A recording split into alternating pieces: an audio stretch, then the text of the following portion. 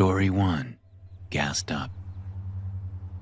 Without the two pumps out front, it would have been hard to tell the structure was a gas station at all. It more closely resembled an ancient general store, thanks to the log cabin design, which included a covered porch with two wooden rocking chairs that looked like they would collapse if a toddler sat on them. An old, sun-faded Coke machine sat under the front awning, next to a window that looked as if it hadn't been cleaned since back when people were worried about Y2K bringing the world to its knees. But as I approached the two-story gas station on foot, kicking through the tawny weeds on one shoulder of the pockmarked two-lane highway, I had to admit there was a certain charm to the place. It was certainly better than one of those cookie-cutter gas stations you see off major interstates. Maybe not better for shopping or getting gas, but better to work at, for sure. And that's what I was about to do. It was my first day. Or first night, technically. The sun was so low behind me it stretched my shadow out a good 15 feet, making my already thin legs look like those of a flamingo. My dad assured me he would be okay alone for the length of my 6-hour shift, from 7 to 1 in the morning. "I'll be sleeping anyway," he said in his whisper of a voice. "That's all I do these days anyway. Sleep, eat, and shit." "Sounds like a good life to me," I'd said with a wan smile, looking into my father's wrinkled face. But we both knew better. My dad was dying, and he could hardly do anything on his own anymore. I had barely gotten more than a few hours of sleep a night since I'd moved back in with him a month ago. I figured it would be a miracle if I made it through my shift without falling asleep. Now, as I walked with heavy feet across the gravel lot toward the gas station's front door, I pulled out my phone just to make sure he hadn't called or texted. I hated leaving him alone, but I had little choice. He couldn't work, and we needed money. As I pushed through the door, a collection of old bells tied to the inside handle jangled loudly. The smell of dust, mothballs, and cardboard swept over me, bringing forth memories of my grandparents' house when I would visit as a child. Aisles full of near-expired wares crammed the inside of the small station. A line of ancient drink coolers buzzed like a nest of insects against the wall off to my right. Straight ahead, over the tops of the shelves, I saw the silhouettes of two people deep in the unlit hallway that led to the bathrooms, the back office, and the stairs to the second floor. The people, a man and a woman, stood there in the dark. Although it was hard to tell, I was certain they were looking at me. I thought maybe it was the two owners of the gas station, Joe and his wife Jenny. I raised my hand in greeting. "Hello." "Hey, Kurt," the voice came from my left. I whipped my head that way and saw Joe Fenner sitting on his stool behind the counter, half hidden by a display of mix-and-match beef jerky. When I looked back down the dark hallway, the figures were still there, but now their eyes flared yellow-red. They seemed to move into each other, morphing together to make one growing and distorted figure that expanded, stretching toward the ceiling and taking on a monstrous, many-jointed shape. I took a step back and bumped into the door, rattling the bells mutedly. With the sound, the ghastly figure disappeared, snapping out of existence. "What's wrong?" Joe asked, standing from his stool and hurrying around the counter. He followed my gaze, looking down the hall he hadn't been able to see down earlier. Seeing nothing, he looked at me again as he approached. "You okay?" I nodded, straightening up. "Yeah, I just thought I saw a couple of people down the hall. Is there anyone else here with you? Jenny, maybe?" Joe scoffed. "Jenny never steps foot in this place. Just the lack of sleep, probably. Mind playing tricks on me. Wait, you guys don't live upstairs?" I asked, gladly jumping on the change of subject. "Hell no. Jenny would..." Joe stopped himself. "I mean, it's too small for us. Too old. We have a nice house on a few acres off 214. Are you sure you're okay?" "Yeah," I said, glancing at the hallway once more before moving deeper into the store. "All good. Just..." I shook my head and then smiled. "So give me the rundown." I had known Joe since we were teenagers, but not well. We'd never been very close, but in a town as small as this one, there was no way not to know everyone. After high school, I'd moved away, and Joe had stayed, eventually marrying Jenny Dennehy, who had never been very nice to me as a teenager.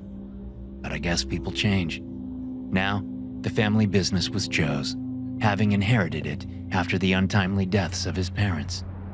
Back when we were kids, Joe and his parents had lived above the station in a small 2-bedroom apartment. Now, as he gave me the tour, we stopped at the door up to the apartment, which was located at the end of the dark hallway, right across from the office door. "Do me a favor and don't go up there," Joe said. "Nothing there but a bunch of my parents' old stuff. Besides, it's locked." I raised my hands. "I'm not going to go snooping. You don't have to worry about that." Joe smiled. "We haven't seen each other in a long time. We might as well be strangers. So I have to say these things. You get it?" I nodded. "Yeah." Joe had been an average enough kid, and now he was an average enough middle-aged man. His brown hair was thinning, his gut was growing, and his skin had lost its youthful luster. I thought of my dad, who was on the cusp of death, and wondered if he was doing okay. I reached for my phone but stopped myself from pulling it out as Joe guided me into the office to show me where to put the till when the night was over.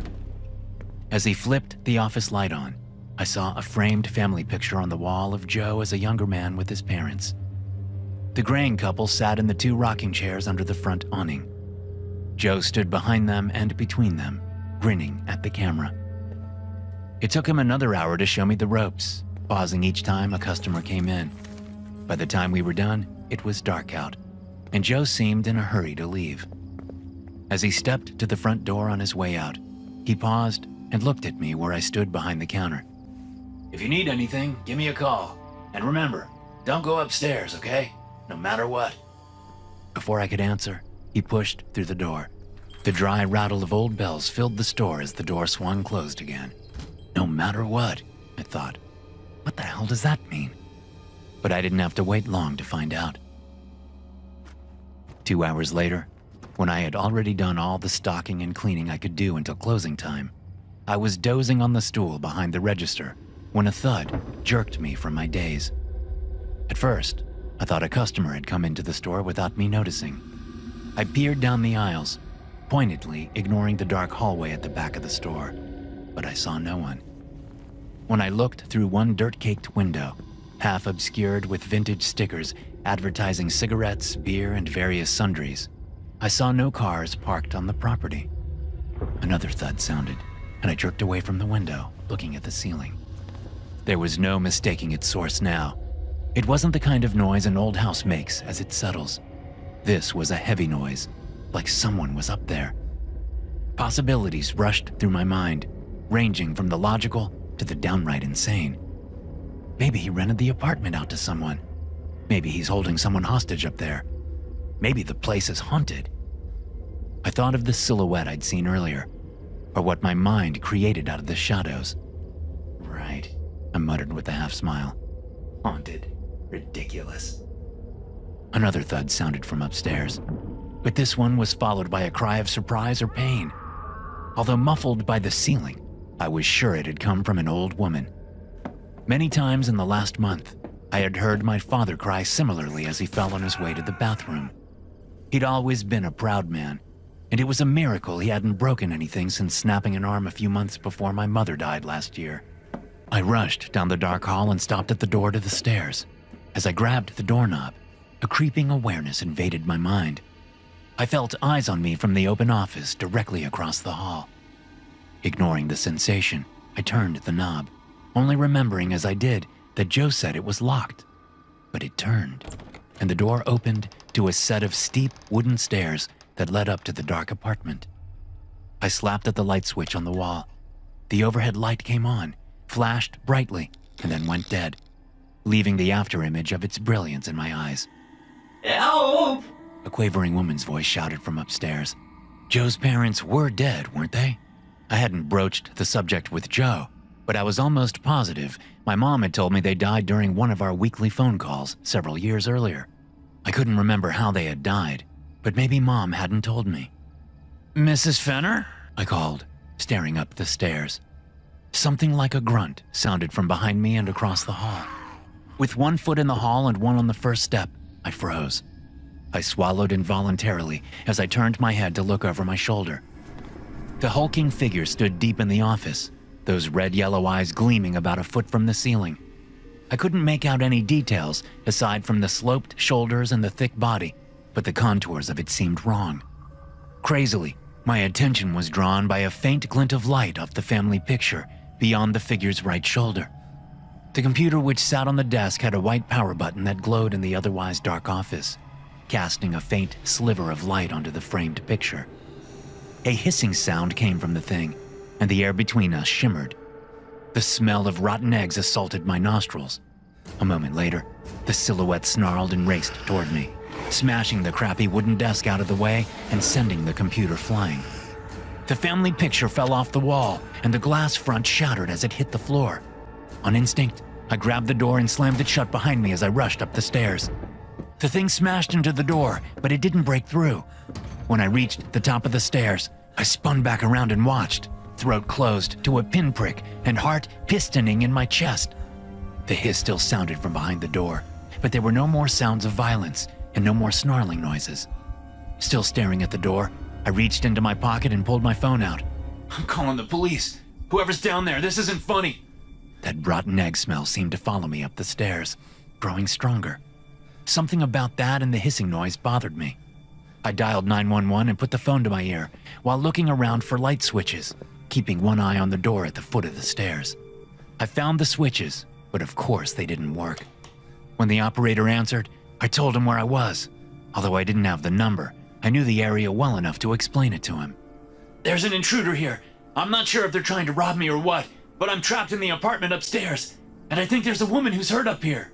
"I'm sending police and an ambulance. I need you to stay on the line. Are you hurt?" "No, but like I said, there was a woman calling for help." "Can you locate her safely?" I looked at the door and then said, "Hold on." To my right, from the light filtering through one filthy window, I could see a small living room. The kitchen was at my back. To my left, a bathroom. Dust-covered furniture hunkered in the living room. In the kitchen, a fridge, a gas range, and a coffee maker. But all the rooms were unoccupied. I stepped away from the stairwell and found the hallway to the bedrooms on the other side of the living room. The first door was open on a bedroom empty, except for a stripped twin bed and a few boxes marked Joe's stuff. The other door was closed. I knocked. There was no answer. "Sir, are you still there?" the operator asked. "Yeah, hold on. I'm looking for her." As I gripped the doorknob, that rotten egg smell came rushing back. The hissing intensified in my ears. I knew with a certainty that I didn't want to see what was on the other side of the door. I took my hand away from the knob and turned back, feeling lightheaded. "Help!" I turned back at the sound of the woman's voice coming from inside the room. "Jesus!" Flexing my jaw, I rushed into the room. An elderly couple lay in the bed in their nightclothes, their eyes shut, but they weren't sleeping peacefully. Their bloated and discolored flesh made that clear enough. An insect crawled out of the woman's left nostril and scurried across her lips and down her chin. Suddenly it came to me. The smell of rotten eggs, the hissing sound, gas. Panic struck, staggering me. There was a natural gas leak.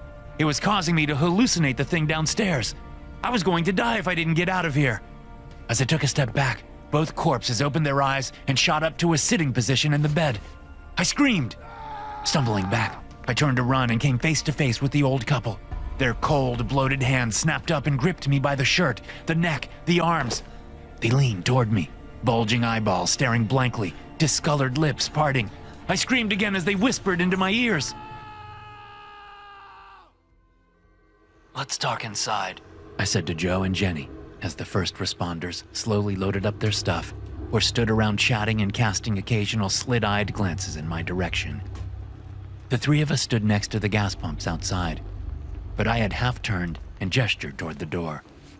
Joe and Jenny, both in their pajamas, hesitated. Joe looked at his wife, who wore silk pajamas and had clearly taken the time to apply makeup on the way over here. Her bottle blonde hair had been pulled into a fussy ponytail. Apparently, she hadn't changed much since high school. "I'm not going in there," she said. "You heard the fireman," I said. "There's no gas leak. There never was." Jenny said nothing. Joe looked expectantly at her. I looked at them both before saying, I just figured you might want to see the damage. You might have to close the place for a few days, and the insurance company will want to know what the robber stole." That got Jenny's attention. "They stole something?" she snapped, drawing the attention of the nearby first responders. I shrugged. "That's why I need you two to look. I have no idea what would be missing. It's my first shift after all." Jenny's lips pulled back from her teeth. "Yeah, kind of a coincidence that this happens on your first shift, Kurt." Joe put his hand on her back. "Please, let's just go see what the damage is." She jerked away from him. "Fine." Joe and I followed as Jenny stomped inside. The bells jangled. The store lights were on, except for those in the back hall, where my eyes went as soon as I stepped inside. Two figures stood in the dark, red yellow eyes gleaming. Jenny hustled directly toward them. I expected her to scream at any moment, but she didn't. And as she closed on them, the two figures separated to let her pass. She paused for a moment outside the office door and looked around, then shook her head once and stepped into the wrecked office. Joe moved between the two figures, but he didn't stop. Soon, I lost him from view as he went into the office. I eased forward and saw the elderly couple, Joe's parents, look at me with those coal-like eyes and those horrifically bloated faces. They both nodded. As they moved to go into the office, they joined together, morphing into the giant, hulking thing I'd seen in the hallway once before. The apparition, wraith, poltergeist, whatever it was, disappeared into the office. A moment later, Jenny said, "What the hell are you doing with that, Joe? Quit screwing around and help me figure out what that asshole friend of yours stole." Joe made no answer. And when Jenny spoke again, the edge was gone from her voice, replaced by a girlish fear. "Joe?" The next thing I heard was a loud, blood-curdling scream. I backed away from the hall. Sounds of a scuffle erupted from the office. The bells jangled behind me, and I saw two cops stepping through the door. "Who's screaming?" One of them asked. I pointed at the hallway. "I think they're fighting." Jenny screamed again, the sound ragged and more desperate than the first. She stumbled out of the office, bloody gashes all over her face, neck, and hands. She tottered toward us. "Help!" The two police officers started forward, pulling their weapons. But before they could reach her, Joe came rushing out of the office, a jagged piece of glass in his hand. I didn't have to see the inside of the office to know where the glass had come from. It had once belonged to the dusty family portrait of Joe and his parents. Both cops started shouting at Joe, but he ignored them, quickly catching up to his wife and grabbing her ponytail from behind with one hand.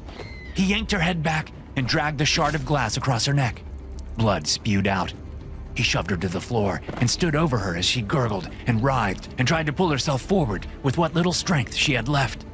The police kept yelling for Joe to put the weapon down. He didn't. Instead, he rushed at them.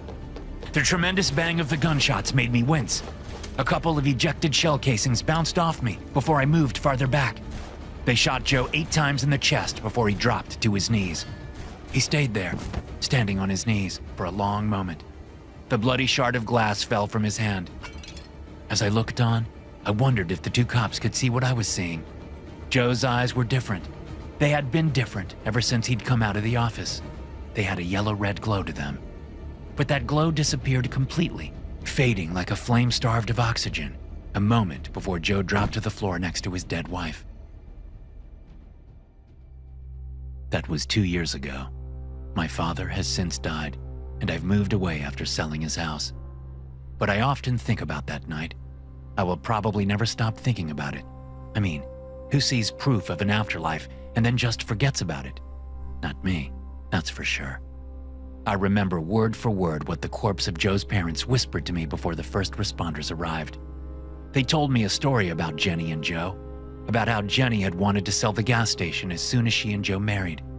There was just one little problem. The gas station wasn't theirs. Apparently, it was a problem Jenny was more than willing to solve.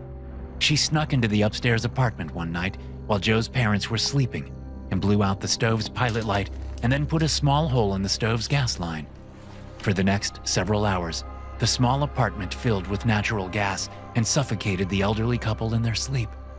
But Jenny was in for a rude awakening. Joe's parents weren't dumb. They knew Jenny wanted to sell the place, and they knew their son would do whatever Jenny wanted.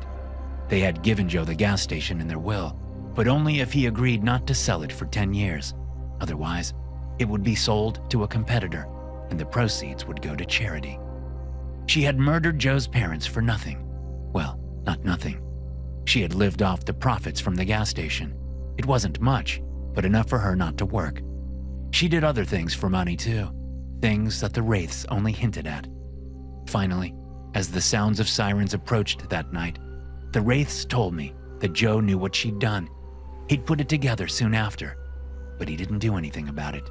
He kept his mouth shut. Just get them inside. They had said into both my ears, the two of them speaking in one voice. We'll do the rest. Then we can move on. Think about your dad, Kurt. Wouldn't you want him to move on? Wouldn't you want justice if someone had murdered him? Honestly, it wasn't a hard sell. I just hope when my time comes, I don't have to hang around like they did. After what I've seen of this world, I'll happily move on to the next. Hey guys, quick break to thank today's sponsor, No CD, for making this video possible. Sometimes the scariest stories aren't the ones you watch, they're the ones in your head. Ever get a thought like, what if I cheated and ruined everything? Or, what if I did something awful and don't remember? You know they're not real, but they won't stop coming. You try to push them away, avoid people you love, or replay memories for hours. But the harder you fight, the stronger they get. That's not just overthinking. That could be OCD. And OCD isn't about being neat. It's about intrusive thoughts that feel painfully real. The good news is it's highly treatable with a proven therapy called Exposure and Response Prevention, or ERP. That's where No CD comes in. They're the world's leading OCD treatment provider, with licensed therapists who specialize in ERP, accept insurance for over 155 million Americans, and even offer support between sessions, so you're never facing OCD alone. If any of this feels familiar, go to nocd.com and book a free call to learn more about how they can help. That's nocd.com to learn more and get connected to someone who can help. Story 2. Give your life to Ducky's. Ducky's was more than a gas station. Sure, the cheap gas available at 24 pumps prompted plenty of people to stop, but the massive interior was filled with a mall's worth of goodies. From Ducky's brand candy, salsa, and barbecue sauce, to clothing items, candles, camping gear, and a little bit of everything else you would expect to find in your neighborhood box store. There were 1,000 reasons for travelers to stop at the place. Some people took pictures with the brass statue of Ducky, the duck mascot that adorned all the signs and billboards and merchandise. For many, it was a destination in itself. But such a massive operation had to have workers to make sure everything went smoothly.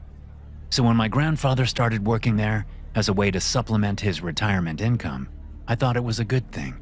The pay was decent, he said, and it would give him something to do all day, besides sit in his room down the hall from mine, watching TV and waiting to die, as he put it, always with a smile.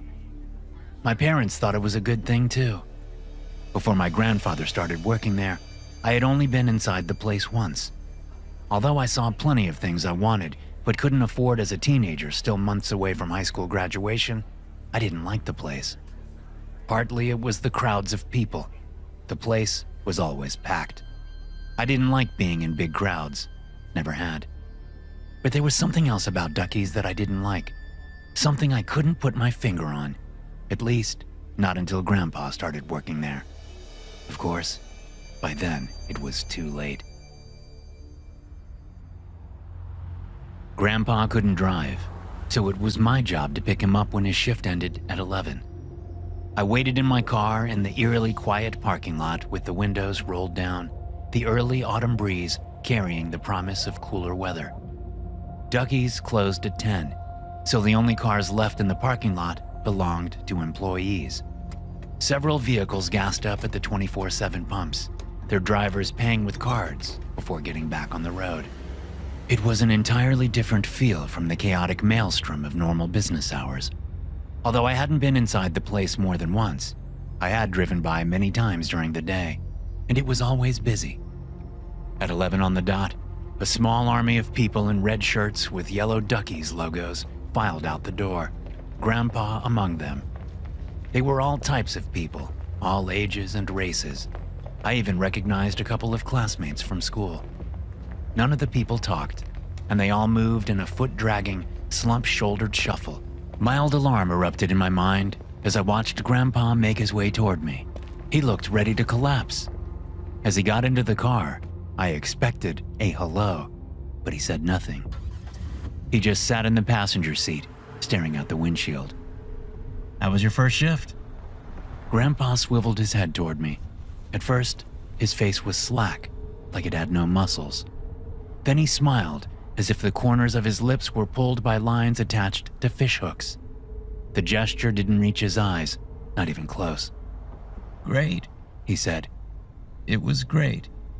The smile dropped from his face, which once again took on a saggy look. He resumed staring blankly out the windshield. Seeing my normally gregarious grandfather silent and seemingly morose increased my mild alarm significantly. Still, as I drove, I found I couldn't help but talk to him. I had plenty I wanted to get off my chest anyway. "I talked to Maya today, at lunch." I glanced at Grandpa, but he only stared straight ahead, mouth hanging open. Since the breakup, Grandpa had been my sounding board. Now, it was like he wasn't even hearing me. "Every time I see her, it's like an explosion goes off in my head.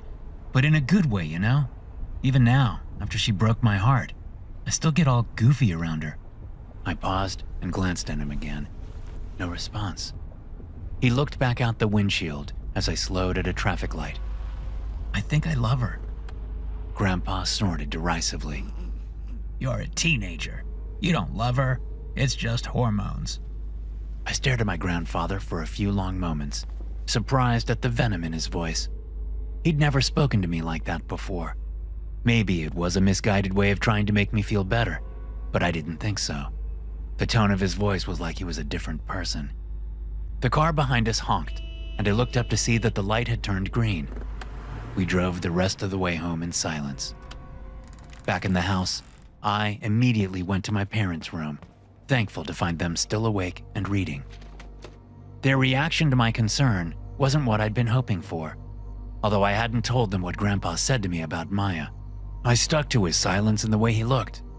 He hasn't worked in several years, My dad said. I bet he's just tired. Yeah, but everyone looked like that. You should have seen them. They were like an army of zombies. I'm sure that's not an easy job, My mom put in, her book tented in her lap. Every time I've been in there, all the employees are constantly smiling. I'm sure they're all drained by the end of their shifts. Customer service is tough. Against my better judgment, I accepted my parents' reasoning. But while I was getting ready for bed, I stopped outside Grandpa's closed door and listened. As long as I'd known him, Grandpa liked to have a TV on in the background, usually playing old reruns of Gunsmoke or some other Western TV show. The low tones of Marshall Dillon, interspersed with the flat smacks of fake punches and occasional crack of TV Land gunshots, had become a kind of oral safety blanket for me. Now, as I stood outside his door, I heard no TV. Silence would have been one thing. I could have convinced myself that Grandpa had fallen asleep as soon as he reached his room. But there wasn't silence. What I heard through the door was Grandpa's voice as he muttered something repeatedly. It sounded like he was praying. But as I listened, I realized that he wasn't speaking English, or any language I'd ever heard. Grandpa had been working at Ducky's for 2 months when my life changed forever. As usual, I picked him up at 11, and, as usual, he said nothing on our ride home. I had long since given up asking Grandpa how his shift had gone. Each time I asked, the answer was always the same. "Great," he would say with that fake smile stretching his lips. "It was great." I stopped asking after the first 3 weeks, mostly because I didn't want to see that smile anymore.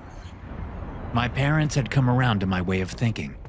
They had seen the difference in his behavior. It was like his personality had been stripped from him. Gone were the hours-long talks with my mother, or the offers to help with my homework, or the comfortable silences while the 4 of us read in the living room. We'd all been urging him to quit, but that seemed to have the opposite effect. He was going in earlier, working longer shifts. He'd started working only 30 hours a week. Now he was at 60. My parents and I were going to confront him about it tonight. We'd been polite about it so far. Now it was time for some tough love. We wanted Grandpa back. When we walked into the house, Mom and Dad were waiting for us in the entryway next to the living room. Grandpa didn't seem to notice them. Head down, he trudged toward his bedroom until my dad stepped in his way. Dad, we need to talk. About what? Grandpa asked, tensing but not lifting his head to make eye contact. At least he'd stopped. You need to quit that job. Mom said, a steel in her voice I'd only heard once or twice before. No. Grandpa tried to sidestep my dad, but Dad stepped with him, blocking his path. We're all going down there tomorrow before your shift, and you're going to quit. Or what?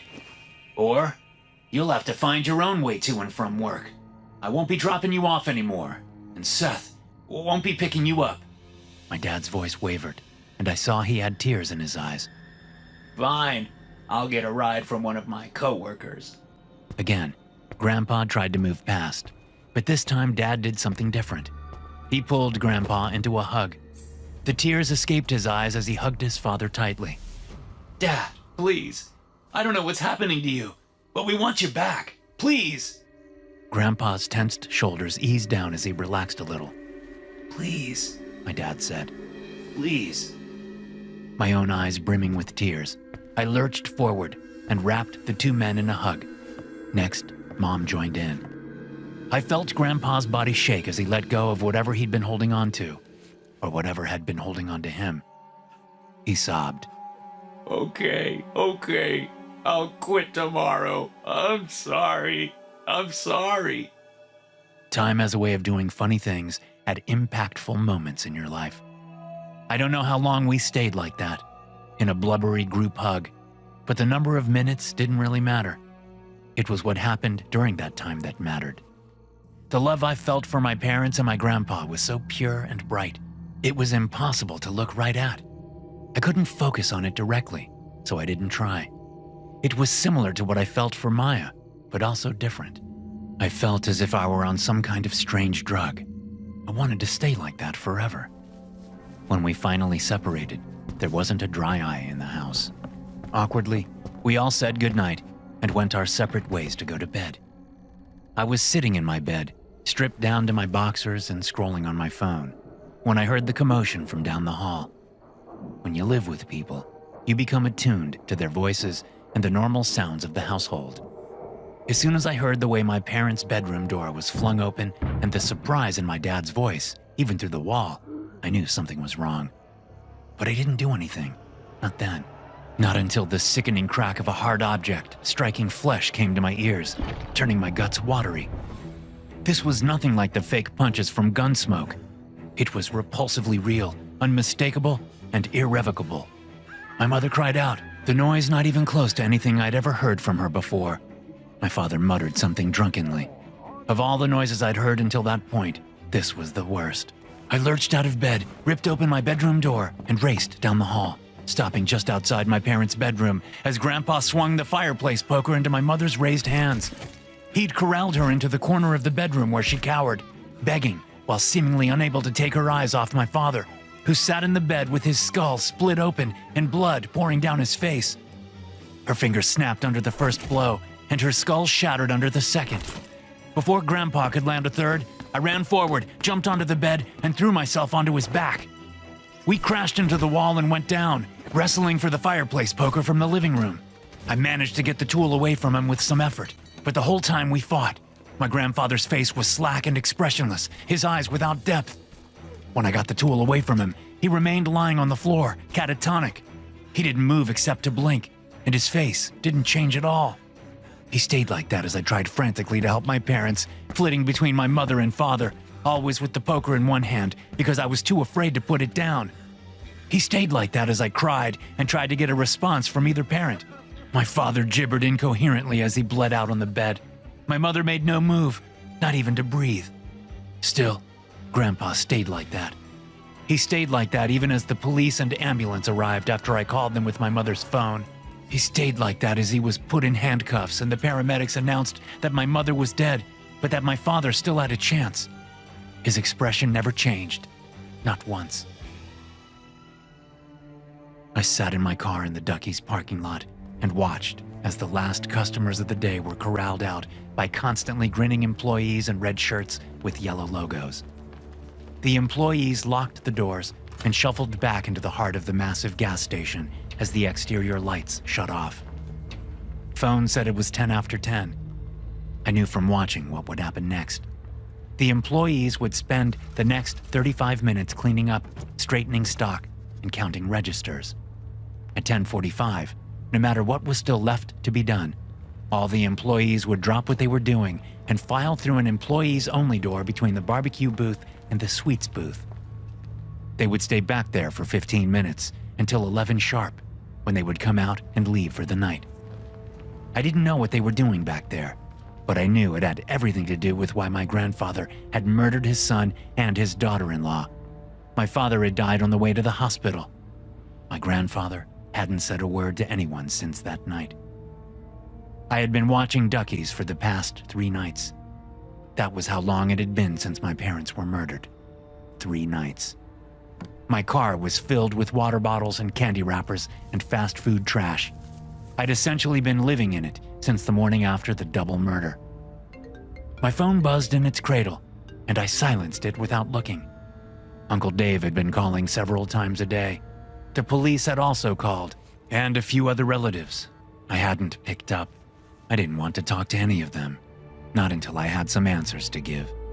The only person I'd been tempted to answer for was Maya. She'd called several times. When I hadn't picked up, she texted, offering to talk if I ever wanted to. I was sorely tempted. Even her name on my phone screen had a crazy effect on me, but I resisted. I needed to focus on getting some damn answers. The first night, at 11, I had tried talking to one of the Duckies' employees, a kid from school named Lawrence, who was walking out with the 24 others. At first, I thought he was going to ignore me. Even as I approached him and said his name, the zombie look on his face didn't change. He stared past me and kept shuffling, stoop-shouldered and heavy-footed. It was only when I grabbed him by the shoulders and shouted, "Lawrence!" into his face that he looked at me. A fake smile came onto his face, and then it turned into a fake frown. "We're so sorry about what happened," he said. "It was an accident." His face went slack again, and he pushed past me. I let him get a few steps away before the confusion and shock finally wore off. "An accident?" I yelled, rushing after him and shoving him in the back. He stumbled and fell to all fours. Shaking with fury, I got ready to do something else, something violent. But then I noticed that all the other employees in the parking lot had stopped and were staring at me. As one, they all raised their right hands, index fingers up. At the same time, they all wagged their fingers at me and shook their heads. The eerie display so startled me, I backed toward my car. Then they all spoke at the same time. "We're so sorry about what happened. It was an accident." Fighting the urge to scream, I yanked the door open, threw myself into the car, and peeled out of the parking lot. That was the last time I tried to talk to any of them. Now, as 10:45 rolled around, I knew the time for talking was done.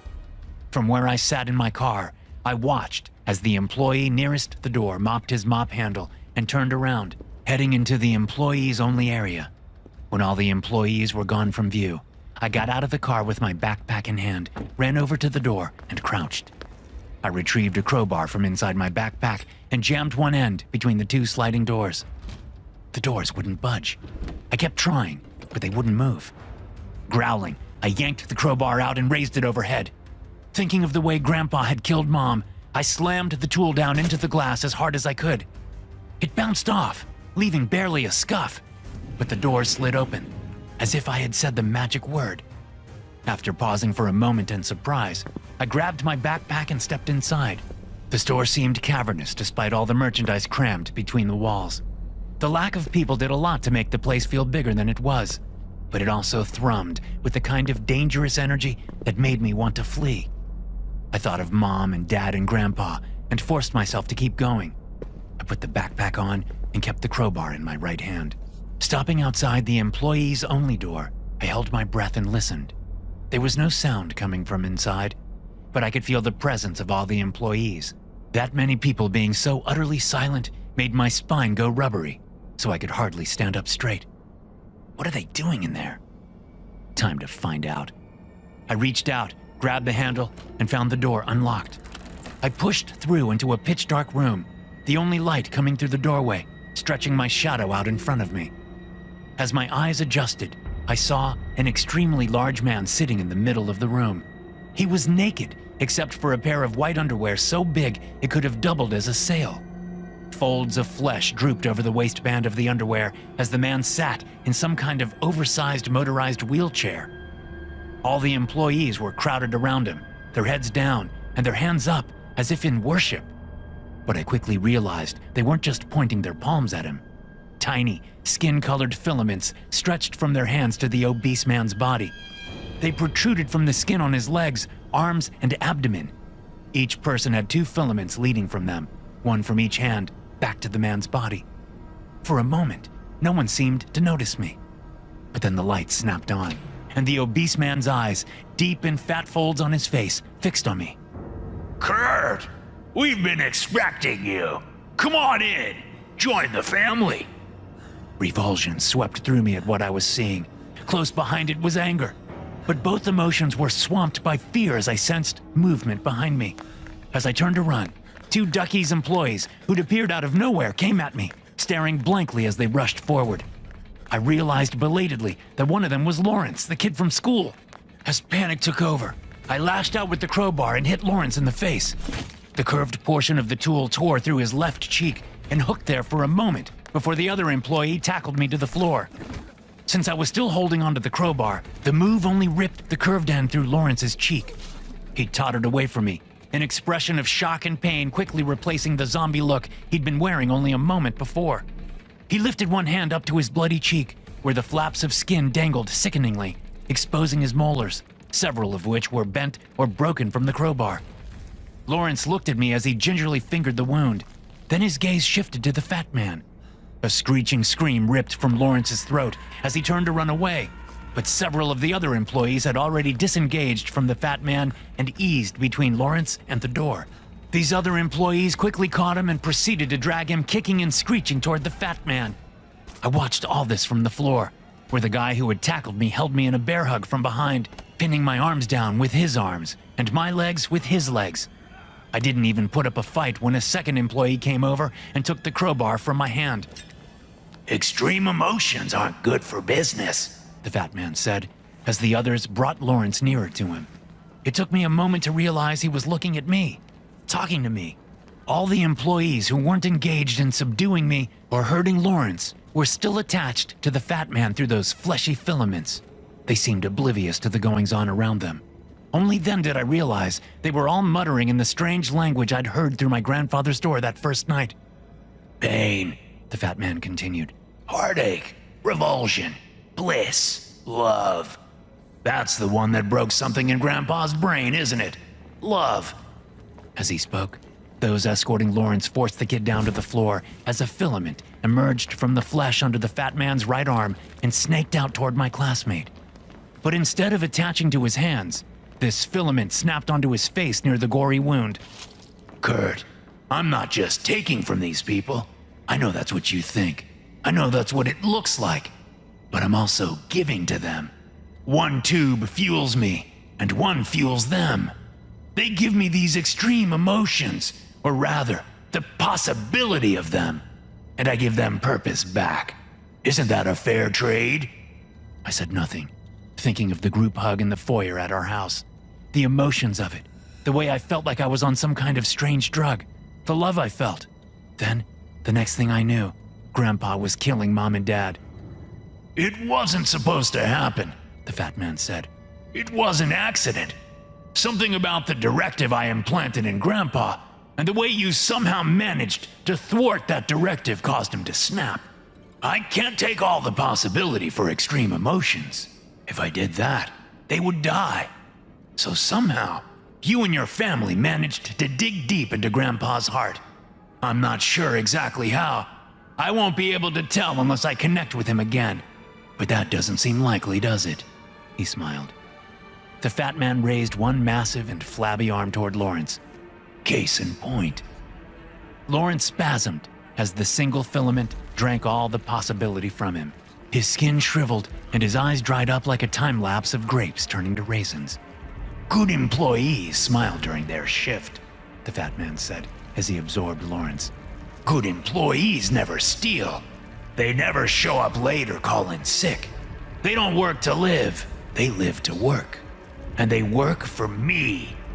The filament detached from Lawrence's face, and the dried up corpse crumbled to the floor. That's 2 employees you've cost me, Kurt. You will replace Grandpa, but who will replace Lawrence? The employees who had been dealing with Lawrence came over to me. With the help of the guy who'd been restraining me, they dragged me closer to the fat man. As they pulled me along, 2 filaments formed out of the skin just under the man's saggy left nipple and snaked through the air toward me. No! I screamed, fighting with all I had, shouting, kicking my legs and trying to break free. It was no use. And as the filaments came nearer, I saw the ends were lined with tiny needle teeth.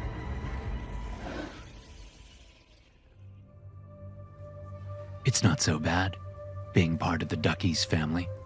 The fat man, who everyone just calls the CEO, was right. Having a purpose really changes things. Plus, it was inevitable, wasn't it?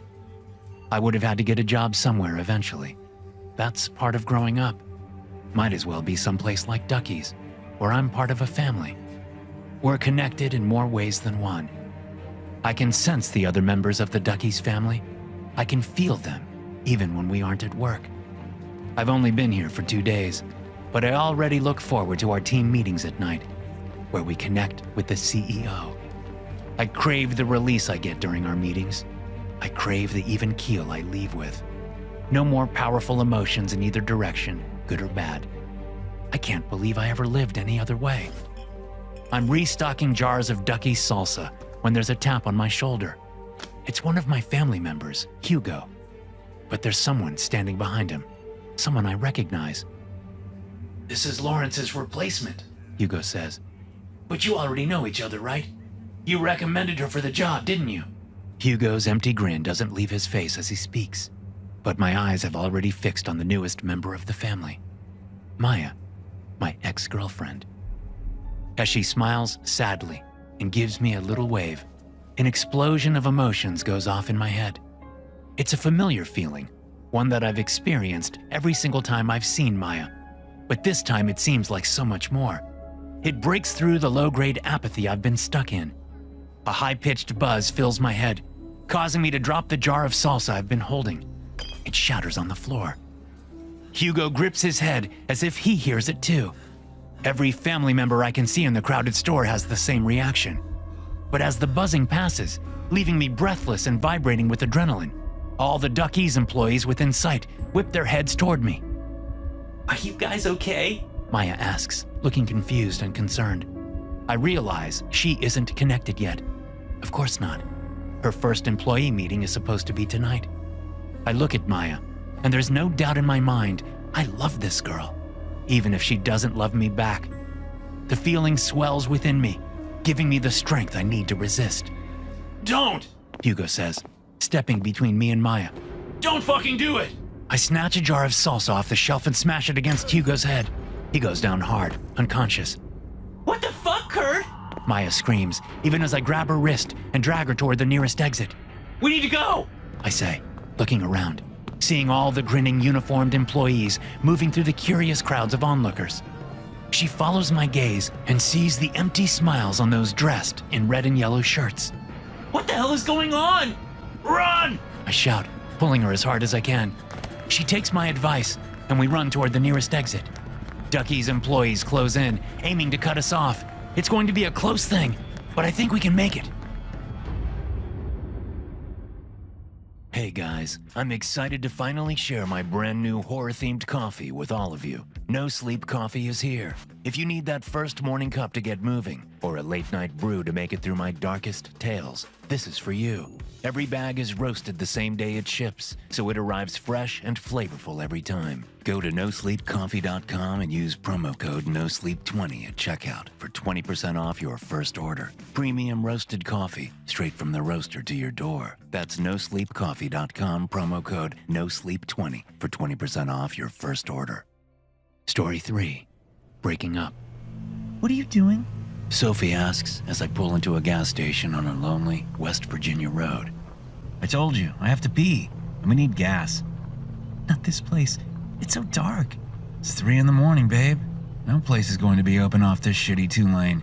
But I'm guessing the pumps work 24/7. Sophie stares out the window at the dark gas station structure as I pull alongside a pump. Please, Mason, let's keep going. I don't like this place. After only 6 months of dating, I'm starting to have doubts about this girl. Nothing is ever good enough for her. She's much more high maintenance than she let on at first. Whether she hid that side of her on purpose or not doesn't really matter. What matters is that it's 3 a.m. I've been driving for 7 hours straight, and my bladder is about to explode. Unable to help myself, I slam the selector in park, shut the engine off, and open the door. Pump the gas while I pee. I say, getting out and slamming the door. As I round the back of the CRV, headed for the woods behind the station, her door opens. Mason, I don't have service here. I grit my teeth. We're in the middle of nowhere. That's why I downloaded the map, remember? I'll be right back. Gas up, please. Sophie whines some more behind me, but I ignore her, resisting the urge to yell at her to shut up. I've never yelled at her before, but I've certainly gotten snippy on this trip. Then again, so has she. As I near the gas station, I take a better look around. The steep, rocky slopes of the Appalachian Mountains give this valley a claustrophobic feeling. Unlike other portions of the Appalachians, where the ancient range seems more like a series of large hills, this is high country, where craggy formations of sandstone and quartzite jut from the sheer slopes. The station, the first one we've passed in at least 30 miles, has seen better days. Its parking lot is pockmarked, its windows coated with grime, the pumps bordering on ancient. It has an attached 2-bay garage for mechanical work. Both bay doors are closed. I keep moving, about to explode. I round the back corner, take 2 steps into the woods, and relieve myself.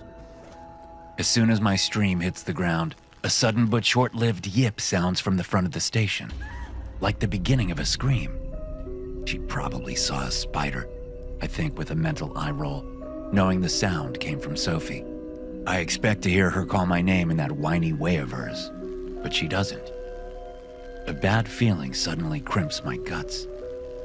Release takes longer than I like because I've been holding it for so long, and I can't escape a sudden implacable urge to leave this place as quickly as possible. You should have listened to your girlfriend, fucko. A familiar voice in my head says. It's a version of my inner voice, but one that affects a Jack Nicholson from The Shining voice for some reason. When that voice pipes up in my head, I know I've fucked up, or soon will. When I hustle back around the building, Sophie is nowhere to be seen. Her door is open and the dome light is on, but she's gone. I check the driver's side of the car, but it looks like she never started pumping gas. I look inside the car to make sure she isn't in the back. She's not. Maybe she went to pee. That Jack Nicholson voice says in my head in an unmistakably sardonic tone. But the very fact that I'm unconsciously using that voice now speaks volumes. I know deep down that she didn't go to pee. Soph? I call, peering around. There are no other businesses around. There aren't even any other structures around. Just woods and mountains. But I can see a small dirt road about 50 yards ahead, disappearing into a large cleft in the mountain. Sophie? When there's no answer, I remember my phone, sitting in the cradle next to the steering wheel. I duck into the vehicle through the passenger door and reach for the device, but it's gone. The cradle is empty. A rotten taste invades my mouth as panic ramps up. I search the car frantically for my phone or Sophie's, finding neither. During my search, I notice Sophie's shoes in the passenger seat footwell. She's out there in her socks. The panic takes on a new timbre. Then I hear my girlfriend scream. I jerk my head up so fast I bang it on the doorframe before pulling myself out of the vehicle. Spinning toward the noise, I spot Sophie inside the gas station. Her terrified face is a pale moon on the other side of the glass door, the bottom half of which is obscured by sun-faded stickers and ads. It's strange, though. There's something odd about her, other than the fact that she looks like she's about to vomit from fear. What are you doing? I ask in a small voice as I walk on numbing legs toward her. Again, she screams. This time, I pinpoint what's bothering me. It's her arms. They should be up, pressed against the door, maybe pushing to get out or slapping the glass. But they're not. Because, from what I can see through the grimy glass and the husky gloom, Sophie's arms are bound behind her. This registers distantly, and I keep walking toward the door, hoping this is some kind of prank, not ready to believe something is really wrong. When I'm just a few feet from the door, a gruesome figure rises slowly into view behind Sophie's left shoulder, as if standing from a crouch. At his full height, he's a good foot taller than her and 6 inches taller than me. My eyes fix on him, taking in the barely healed wounds disfiguring his face from forehead to chin. His head is bald, but covered in scar tissue like the surface of a dormant volcano. Darkly luminous eyes peer out at me from under lids made heavy with scars. He wears a wrinkled and stained button-up shirt that was once white, but is now anything but. Thick, form-fitting work gloves obscure his hands, which he brings into view. One of them clamps over Sophie's mouth. The other holds in it a flathead screwdriver, which has been filed to a razor-sharp point. I can tell because he presses it to Sophie's cheek and immediately draws a thick bead of blood. Sophie has stopped screaming, and not just because of the hand over her mouth. Now, she's only trembling as her eyes search my face, pleading silently for help. Instinct moves my legs before conscious thought catches up. I take a step back, and then another. Now Sophie does scream against the hand. Her eyes go wider than I thought possible. The green iris is brilliant with betrayal. "I'll get help," I say as I back away, knowing I still have the key fob in my pocket. "I'll get help." The mangled man laughs raspily and then pulls Sophie into the impenetrable depths of the store. Throat buzzing painfully with stomach bile, I spin around and sprint to the Honda, jumping into my front seat. With a press of a foot on the brake and a finger on the ignition button, I start the engine. I'll get help. I say, nodding so hard my neck hurts. I'll get help. She'll be dead by then, bucko. You know it. I know it. That guy with the fucked up face knows it. That's why he laughed the way he did. I shake the Nicholson voice away and shift into drive. That's when I sense movement behind me. My foot still on the brake. I look into the rear view mirror and see that same disfigured face come into view over my right shoulder. It's not possible. A fear-driven inner voice shrieks in my head. It's not. The man snakes an arm around my neck, cobra quick. He presses a thickly muscled forearm onto my throat, clamping me against the seat back. His other hand comes up, the screwdriver in it, which he presses to the tender flesh just under my left eye. Put it in park and shut off the engine. I do what he says, never taking my eyes off his mangled face in the mirror. You thought I would just let you leave? He laughs. It's a bass rumble. Then he presses harder with his forearm, cutting off the oxygen to my brain. I don't even fight as consciousness drains from me. But that Nicholson voice in my head laughs like the Joker from the 1989 Batman film. It laughs until it, too, fades into nothingness. The smell of gasoline and the sounds of sobbing bring me back to reality. Even before I open my eyes, I know Sophie is the one sobbing.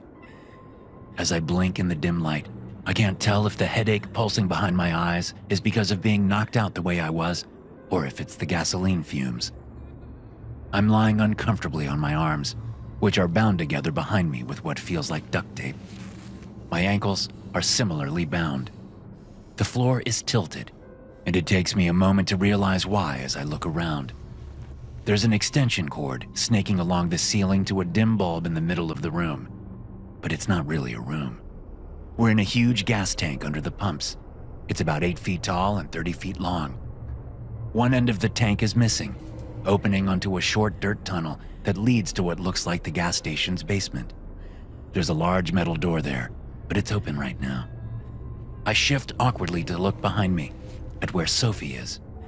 As soon as I get my head around, my eyes lock on something past where Sophie lies. A man in tattered and bloody clothing hangs at the end of the tank from his wrists, which are affixed to anchors with zip ties.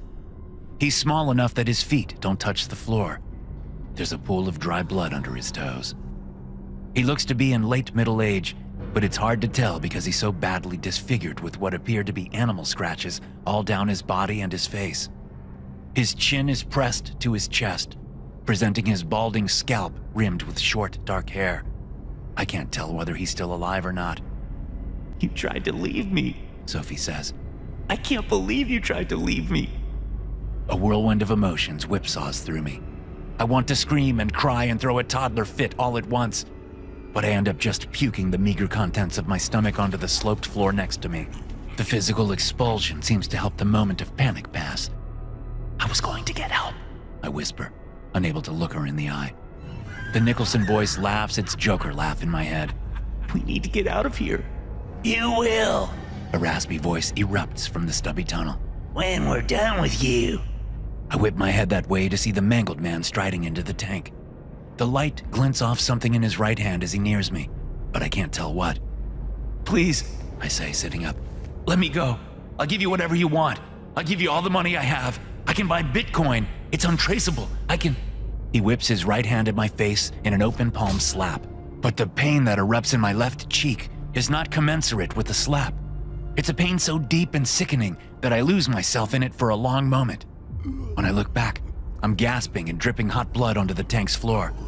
Although I don't recall doing it, I'm now lying on my stomach. I meet Sophie's gaze.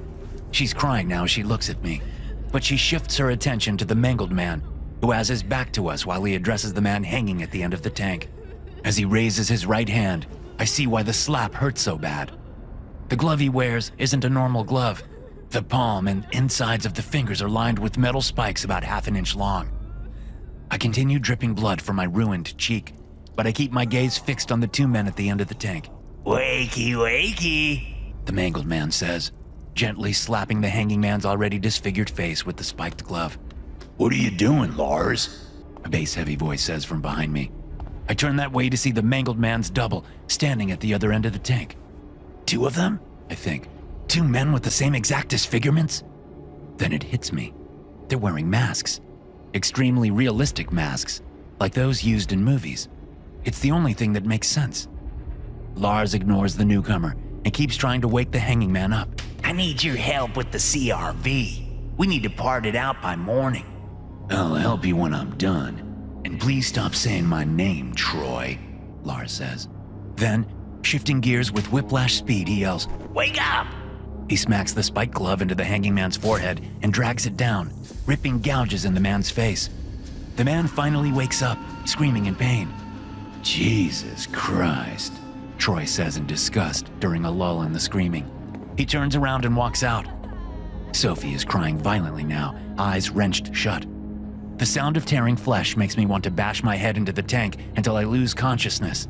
Instead, once again driven by survival instinct, I turn and start worming my way toward the exit, praying I can get out before Lars notices. I barely make it 6 feet before I hear, bitch boy, you're staying here. I flip onto my back to watch Lars come, the Nicholson voice saying, He's going to drag that goddamn glove all over Sophie's body. But you don't care about that, do you, huh, bucko? Well, how about this? He's going to rip your face off with that thing. Just look at that poor sap over there. That's going to be you soon, bitch boy. As Lars closes in, I glance at the hanging man. His horrifically disfigured face ignites a fear in me so deeply ancient and primeval, it's as if something else takes over my body. Lars steps over to me, and I jerk my bound legs up, knees to chest, and then shoot them out toward his crotch. He sees the move coming, shifting so I only kick him in the hip. He takes a couple of staggering steps back on the sloped floor and then steps on Sophie's legs. Unable to keep his footing, he falls on his ass. Sophie moves before I can even urge her on mentally. She throws herself toward the man's masked face, mouth open in a snarl. Her teeth clamp down on his nose, but it's not really his nose because of the mask. Whether she knows that or not, whether she is there enough to put it together doesn't matter, because what happens is maybe better than if she clamped down on his actual nose. She grips with her teeth and pulls, yanking the mask out of place and making it so the eye holes are no longer over his eyes. He's blind for the moment, but the advantage won't last long. As the man whips his gloved hand up and grabs Sophie by the back of the neck, I'm struggling to my feet, knowing that this is my only chance at survival. Sophie screams as the spikes dig into her neck. In the few moments it takes me to hop over to them, he shoves her to the side and then reaches toward his face with both hands to straighten the mask. He catches himself before using his right hand with the spiked glove to move the mask, but pauses with the hand held just above the right side of his face.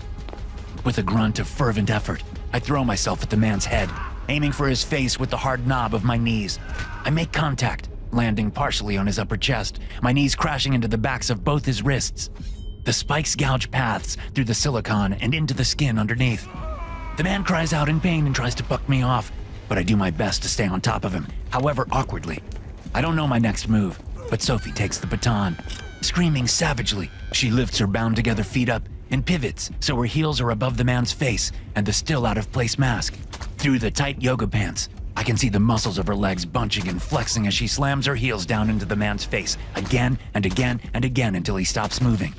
At my urging, she hits him a few more times for good measure, the whites of her ankle socks bloody at the heels. With some effort, I position my bound hands over the spiked glove and go to work on the duct tape. By the time I free my hands, I have gouges in my wrists, but it's a minor concern. My cheek is a throbbing sheet of pain. The minor wounds on my wrists barely register.